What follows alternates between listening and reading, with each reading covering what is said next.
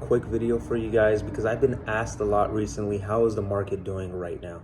Recently, what we saw in the pandemic was the interest rates were so good.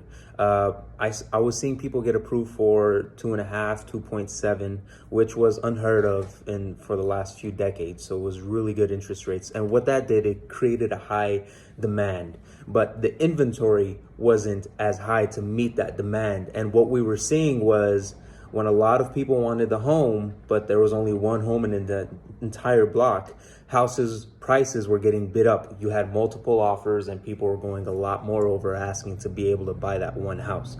And what that did was, now I want to sell my house because I saw the house down the street sold for so much. And now that's a new comparable that an appraiser could use for my home to be able to get the loan for the buyer, whoever buys my house. You see how it's like a chain reaction kind of. So anyways, what we saw was, now that was the past. With the pandemic, everything was going crazy with the house prices, things were shooting up. But now what we're seeing is everybody is seeing, okay, my house is worth how much? I was not thinking of selling, but you know what? Because it's worth so much, I might consider it now. I always wanted to move over out of state or whatever the case is. And so now what's happening is, since the prices are so high on the homes, inventory is starting to catch up and try to meet the demand that we're at.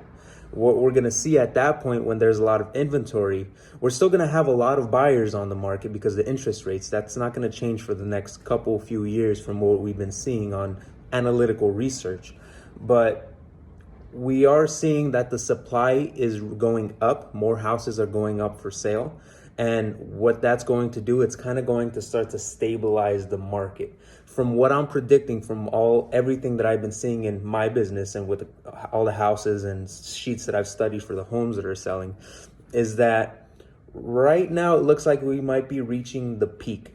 When the inventory is reaching to the higher level that we are seeing right now, they're going to stop appreciating at the crazy value that we've been seeing, because there's not going to be as many buyers overbidding on homes. Why would I overpay for this one and go into a bidding war with this person when there's another home on the market down the street that's similar to this that there's no other bids on? So what does this mean overall? Buyers, you're still good because the interest rates are still very well. The average interest rate right now, we're looking at around 2.8 interest rate. It depends on a few factors, the main ones being your income, your credit score, and your debt that you have. Even with the house prices being high right now, you are still in a good place to go and buy a home, because even if the house prices are high, with your interest rates being low, that's less money that you're paying to the bank for nothing, for borrowing the money to buy a house. So even though it was a more expensive house, you're paying less on your mortgage.